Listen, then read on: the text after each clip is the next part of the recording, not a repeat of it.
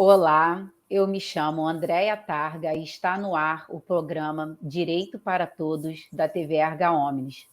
Hoje, a nossa convidada é a defensora pública Luciana Mota, do Estado do Rio de Janeiro.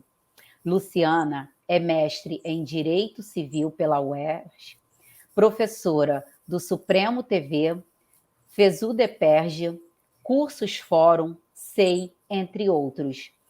É um enorme prazer tê-la aqui no programa Direito para Todos, professora Luciana. Hoje a professora e defensora Luciana Mota, ela vai contar como foi a sua trajetória em conciliar os estudos na época da faculdade até a sua aprovação no concurso público para defensora e ainda falar um pouco sobre a sua carreira. E você que está nos assistindo, fica com a gente até o final, que hoje o programa está imperdível. Professora Luciana, a palavra é sua. Oi, Andréia. Para mim é um grande prazer participar do programa. A gente já se conhece há algum tempo pelas redes sociais. Essa é a vantagem aí das redes sociais, aproximar pessoas que estão distantes. Eu tive o enorme prazer em te conhecer e fiquei extremamente feliz em receber esse convite para passar um pouquinho aqui da minha experiência profissional e pessoal.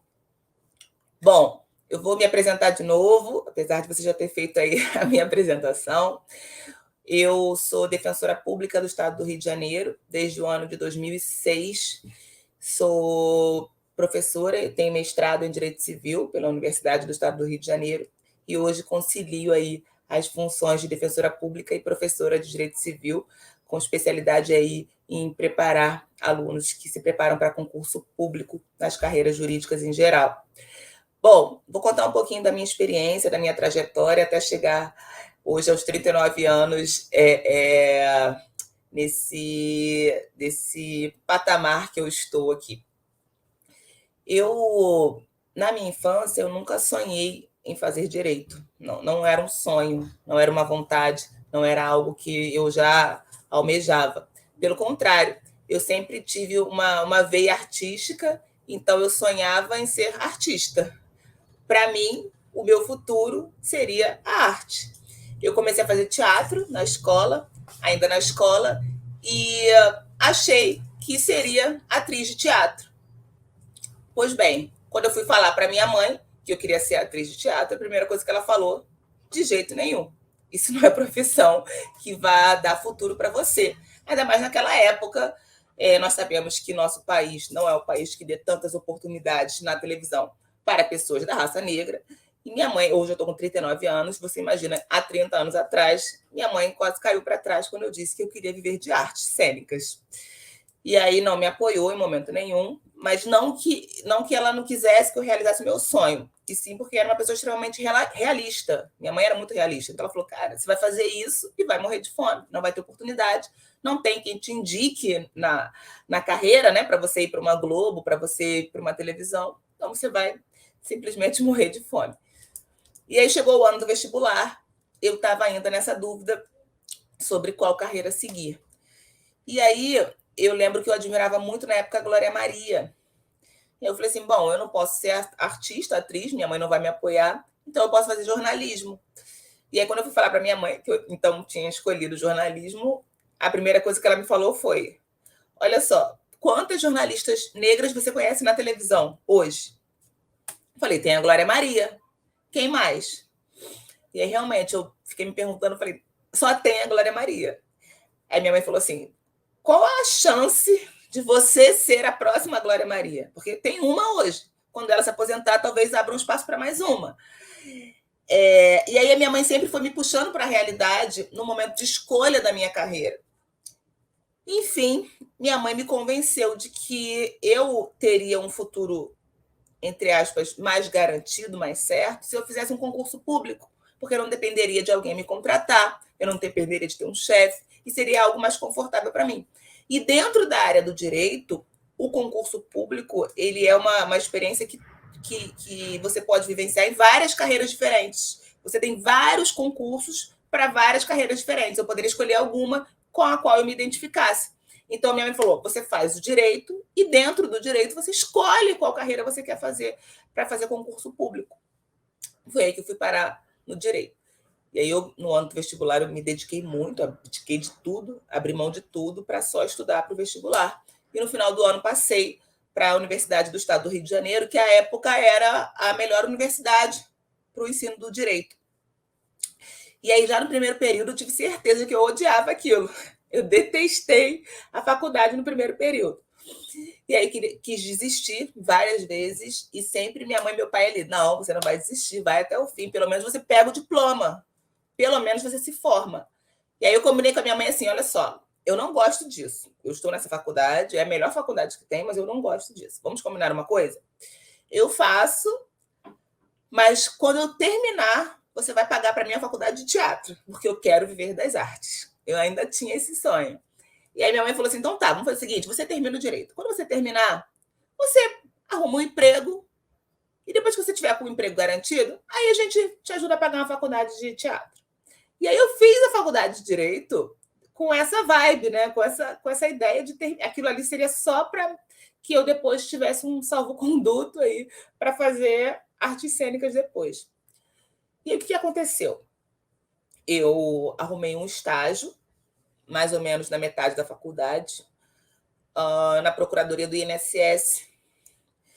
E lá eu tive uma experiência muito ruim com racismo, né?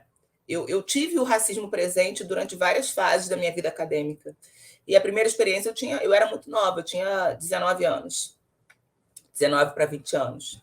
Eu fui trabalhar com uma chefe, à época, que uma vez ela errou, ela perdeu um prazo, teve um prazo perdido, e ela imputou a minha responsabilidade. Eu era estagiária com 19 anos, e ela empurrou para mim a responsabilidade por um prazo que ela perdeu num processo super importante. E aquilo me abalou muito na época, me abalou muito. E a forma como ela se referiu a mim, a forma como ela me humilhou ali foi para mim extremamente assim constrangedor. Foi a primeira bomba que eu levei aí durante a faculdade. E aí depois eu saí dali, aquilo já me abalou muito. Eu não contei para os meus pais na época, eu tive vergonha de contar. Eu guardei aquilo para mim. Só quem trabalhava comigo lá no INSS que soube na época. Eu guardei aquilo para mim. Depois eu arrumei um outro estágio, que foi um estágio muito bacana, na Procuradoria da República. Fui trabalhar com um procurador maravilhoso, assim, que super me acolheu. Um cara fenomenal, maravilhoso. Mas aí depois eu tive uma segunda bomba, também em estágio. Eu fui trabalhar na Procuradoria do Estado, aqui do Rio de Janeiro. E lá na PGE, eu também tive uma experiência ruim com um chefe. As pessoas podem pensar, pô, mas aí a problemática é você, né? Porque você foi para um estágio, teve problema, depois você foi para outro, teve problema de novo. E hoje eu olho para trás, eu vejo que não, eu não era problemática. O problema era que as pessoas olhavam para mim, uma menina negra de 19 anos, e já partiam do princípio que eu não tinha competência para estar ali. Infelizmente, a nossa sociedade parte do princípio de que a pessoa preta que está ali ocupando um espaço desse, a princípio não tem competência para isso. E eu vivi isso na pele. E aí, nesse segundo estágio, eu sofri também uma humilhação, e não foi nem por erro, assim como no primeiro também não foi erro, né? Foi erro dela, mas ela quis empurrar para mim o erro. Nesse segundo foi pior. Eu fui dar uma opinião sobre organização de trabalho, sobre forma de organização. Eu fui fazer uma sugestão, melhor dizendo. Fui fazer uma sugestão para melhor organizar o trabalho. E ele não aceitou. Ele disse que eu estava querendo atropelar ele, que era um absurdo eu sugeri fazer diferente do que ele faz, e, enfim, também foi uma humilhação horrível, e que ele não precisava mais de mim ali, que só outra estagiária já bastava para ele. Foi uma grande humilhação também. E nessa hora eu já estava no penúltimo período da faculdade, penúltimo ou último período da faculdade, nesse segundo evento que ocorreu. E aí, quando eu cheguei em casa nesse dia, eu chorei. Eu cheguei em casa e falei assim, eu não vou mais passar por isso. Eu vou me formar e eu não vou mais passar por isso na minha vida profissional. Como que eu posso fazer para nunca mais ser humilhada, nunca mais ser pisada por chefe, se eu for a chefe? Racismo, né, professora? Sim, racismo escancarado. E aí eu pensei, como que eu posso fazer Isso só vai acontecer se eu for a chefe. E aí eu decidi estudar para concurso e estudar mesmo para concurso. Você quer fazer uma pergunta? Não, eu ia falar sobre esse ponto, né, do racismo, porque naquela época, né, há umas 2 décadas, mais ou menos uma década e meia atrás, o racismo era muito forte, era muito presente. Agora que a gente está vindo vencendo barreiras e ainda subindo degraus, né, porque ainda é muito presente hoje na sociedade, não tem jeito. A todo momento a gente vê alguma coisa nas mídias, alguma reportagem de alguém que sofreu racismo em pleno século, né, 21. Isso ainda é muito presente nos dias atuais. Aí eu fico imaginando naquela tua época lá de 15 anos atrás, mais ou menos. Foi brabo, assim, superar esses 2 eventos, essas 2 situações. Mas eu sempre falo, foi brabo, mas eu descobri que no fundo do poço tinha mola, né? Como eu sempre falo. Eu peguei o limão e fiz uma limonada. Eu soube aproveitar esse momento de tristeza para me reinventar, me reerguer. Aí eu falei assim: se for para passar por isso, então quem vai mandar sou eu. Então eu vou estudar para concurso. E eu vou estudar mesmo. E aí eu comecei a fazer um cursinho preparatório ainda na faculdade, né? No último período, penúltimo último período da faculdade, eu comecei a fazer. E a UERJ teve uma greve muito grande nesse final de faculdade, então eu fiquei alguns meses em casa. Eu fiquei estudando direto durante a greve da faculdade. E quando chegou no final, no mês da formatura, já estava aberto o concurso da Defensoria Pública. E aí o pessoal da minha turma na época falou assim: não dá para passar nesse daí, não. A gente vai se inscrever no próximo, né? A gente acabou de se formar, né? Tem que organizar material e tal. E aí eu falei: não, eu vou me inscrever nesse. Eu vou me inscrever já nesse porque eu estou preparada. E aí, assim, alguns colegas até se inscreveram também, não todos, alguns se inscreveram, mas eu acho que eu fui a única que eu acreditei mesmo que aquilo era para mim e que eu poderia passar. Estudei muito, eu não vou dizer que foi fácil, que eu me formei e passei no primeiro concurso porque foi mole, porque eu sou CDF, não é nada disso. O estudo para concurso ele envolve muita disciplina, muita dedicação, muita vontade, muito foco. E você ter uma estrutura também em casa que te facilite, né? Eu tive o privilégio de não precisar trabalhar enquanto estudava. Isso é um privilégio. Muitas pessoas não têm essa possibilidade. Para poucos. É para poucos, eu tenho noção disso. Tem muitas pessoas que não têm essa possibilidade. Eu tenho alunos hoje que estudam de madrugada para concurso, porque trabalham durante o dia, têm filhos pequenos ainda em casa, então tem que cuidar de filhos, só conseguem sentar para estudar 10 horas da noite. É óbvio que isso é um obstáculo, eu não vou romantizar, dizer que você tem que ter disciplina. Não é só isso, né? São obstáculos que eu não tive na época. Tive outros tipos de obstáculos emocionais, né? Essa questão de vivenciar o racismo e tal. Mas não obstáculos para o estudo em si. Pelo contrário, o meu pai e minha mãe me deram toda uma estrutura favorável, né? Eles falaram: não trabalha, você vai sentar e estudar, fazer só a faculdade. Então, eu fiz só a faculdade, cursinho preparatório, não precisava trabalhar. Meus pais, graças a Deus, tinham condições de me dar tudo. E aí, quando chegou a prova, eu estava realmente preparada, porque eu vivia só para estudar. E passei no meu primeiro concurso. Ninguém acreditou na época, nem os colegas de faculdade. Eu fui a única da minha turma de faculdade que passou nesse concurso da defensoria. Eu tinha 23 anos quando eu passei. E aí ninguém acreditou. Caramba, passou. Eu falei: gente, passei. E eu estava confiante de que eu ia passar, sim. Eu estava confiante porque eu tinha dentro de mim uma angústia, uma raiva tão grande por tudo que eu passei, que eu falei: eu vou dar o máximo, eu vou me dar assim, o máximo que eu puder, porque agora eu vou virar esse jogo. E aí virei o jogo. Isso te fortaleceu, né, professora? Muito. Me fortaleceu muito. E aí eu virei o jogo e fui aprovada aí com 23 anos e tomei posse já com 24, porque o nosso concurso demorou um pouco para tomar posse. Eu fui aprovada em fevereiro de 2006 e tomei posse em agosto de 2006 e tive uma bomba ainda esse ano também, de 2006, que a minha mãe, que era a minha maior incentivadora desde sempre, né? Desde sempre, ela faleceu no mesmo ano, em julho. Então, ela viu a minha aprovação em fevereiro, mas em julho ela descobriu que tinha uma pancreatite hemorrágica, que é aquela necrohemorrágica, aquela pancreatite que é fulminante. Então, ela descobriu e faleceu em uma semana. Foi um negócio assim, eu não tive nem tempo de me despedir. Nossa. Então, ela não viu a minha posse. Isso me afetou muito na época. foi muito triste, porque foi quem mais me incentivou e não estava no dia da minha Sim, posse. e não estava do teu lado no dia. Não estava. Eu tive que tomar posse 3 semanas depois que minha mãe faleceu. Nossa. Tanto que eu nem fui na festa de posse na época, eu estava em luto total. E aí o que aconteceu? A minha mãe, que era a minha maior incentivadora, ela sempre falava assim: você já passou no concurso, porque eu passei em fevereiro, né? Então, durante esses meses, de fevereiro até julho, que eu ainda convivi com ela, ela falava assim: você já passou, mas você não vai parar de estudar, você tem que fazer um mestrado, porque é chique, né? A pessoa que passa no concurso desse e continua a estudar, segue a vida acadêmica, você tem que ensinar para outras pessoas, você tem que fazer um mestrado e tal. E ela sempre falava isso. E aí, quando minha mãe faleceu, eu falei assim: eu vou fazer esse mestrado em homenagem à minha mãe, porque foi por ela que eu cheguei até aqui. Então, ela merece isso. Só que eu não tive condições emocionais na época para estudar. Então, eu esperei alguns anos. Isso foi em 2006, né, que eu passei. E aí, em 2012, né, uns 5, 6 anos depois, eu já estava totalmente reerguida emocionalmente. E aí eu fiz a prova e entrei para o mestrado da UERJ também, que foi a mesma universidade em que eu me formei na graduação. E aí fiz o mestrado lá. E depois do mestrado eu tive meu primeiro filho, depois tive o segundo filho, deixei o lado acadêmico um pouco de lado para vivenciar a maternidade. Sim. Até que em 2018 eu resolvi começar a dar aula. Já estava com o diploma do mestrado na mão.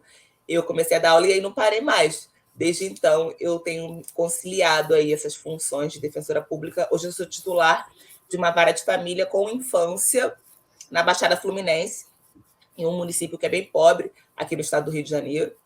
E eu concilio aí com essa função de professora de concursos, de cursinhos, né, preparatórios para concurso público. Recentemente lancei uma turma só minha, particular, para dar aula de Direito Civil, que é a matéria pela qual eu sou apaixonada. Né? Eu sou apaixonada pelo Direito Civil. E eu amo todas as suas postagens. Confesso que não estou tendo tempo, mas assim que eu tiver um tempo eu vou comprar, porque estou doida para fazer seu curso, professora. Mas então, olha só, já tem a bolsa, já ganhou a bolsa, Andréia. Já ganhou. Ótimo. É só entrar na turma, já entrou. Ah, que bom, muito obrigada. E, professora, você pensou alguma vez em desistir? Não. Ou nunca? Nunca passou pela sua cabeça, né? Desistir, não. Eu tive alguns momentos assim. Por exemplo, quando a gente começa a dar da defensoria, não, de concurso público, não, até porque, como eu te falei, eu passei no primeiro concurso. Eu não tive esse intervalo de me formar e ficar um pouco sem rumo. Eu dei um gás, eu tive a estrutura toda e, pum, passei no primeiro concurso. E depois que você toma posse num concurso desse, você não pensa em desistir. Eu nunca mais fiz nenhum concurso. Eu entrei na defensoria, me apaixonei pela Defensoria Pública. A Defensoria Pública do Rio de Janeiro tem uma estrutura muito boa de trabalho hoje. Na época não tinha, mas hoje já tem uma estrutura muito boa de trabalho. E é uma profissão que você cresce como pessoa também. Sim. Eu vivencio uma realidade que não é a minha realidade pessoal. São pessoas que não comem nada naquele dia para ter dinheiro de passagem de ônibus para ir ser atendido na Defensoria Pública. Usa o dinheiro que seria da comida para pagar a passagem de ônibus para ser atendido. São pessoas que precisam deixar seus filhos pequenos, menores, sozinhos em casa para ter que sair para trabalhar, para ter dinheiro para sustentar esses mesmos filhos. É uma realidade social muito diferente da minha realidade. Muito triste, sim. Então, eu cresço muito. E o defensor, ele não é só defensor, né? Ele está ali numa função de... A gente sempre fala, o defensor, ele é psicólogo, ele é professor, a gente tem que orientar em direitos as pessoas, né? A gente tem que tentar conciliar, o defensor é um pouco conciliador. Enfim, é uma profissão que faz a gente... Exige, né, professora? Exige muito. Exige muito o lado emocional do profissional, e a gente amadurece muito. Eu cresci muito como pessoa, até porque eu entrei com 24 anos. Essa realidade que eu estou te falando, de pessoas que vendem a comida para pagar a passagem de ônibus para ser atendido, que deixa o filho em casa para sair para trabalhar, de mulher que normaliza a situação de violência doméstica, porque acha que é normal apanhar do marido porque o marido sustenta. Ainda existe muito isso hoje. Quanto mais distante, né, professora, dos centros maiores urbanos, igual aonde você hoje está alocada, né, está trabalhando, que é mais distante, eu acho que esses fatos assim, eles são muito mais comuns. Com certeza, com certeza. Quanto mais distante a gente vai, lugares também mais pobres, né? As pessoas têm menos acesso à informação, menos condições financeiras e menos condições emocionais de lutar para conseguir sair daquela situação. O Estado também tem uma presença menor nesses lugares, infelizmente. Sim. Então as pessoas ficam de mãos atadas, porque não tem uma assistência do Estado completa e não tem condições de sozinhas saírem daquela situação. Então, é uma situação de violência doméstica, uma situação de pobreza extrema, é uma situação de abandono de crianças, que muitas vezes assim, o defensor não consegue dar conta de tudo. São problemas sociais que a gente também não consegue resolver.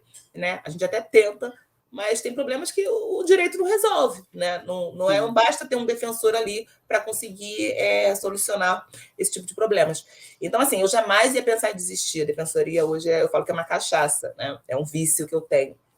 Eu sou apaixonada pela Defensoria do Rio de Janeiro. Mas o lado profissional, eu cheguei... O lado profissional não, o lado acadêmico, desculpa. Eu cheguei, em alguns momentos, a pensar em desistir por uma questão de tempo mesmo. Eu tenho 2 filhos pequenos hoje, um de 5 anos e um de 1 ano. E o professor, ele tem que se dedicar. Eu não sou aquela pessoa que chega para dar aula e joga qualquer informação para ganhar dinheiro. Eu não faço isso. Eu me dedico, eu dou a minha vida por aquilo ali. Eu me preocupo em saber se o aluno gostou da aula, se foi uma aula boa, se eu errei. Então, toma muito meu tempo. Eu acabo não tendo muito tempo para os meus filhos. Então, realmente, eu cheguei a pensar algumas vezes em parar um pouco com a vida acadêmica. Mas não parei ainda.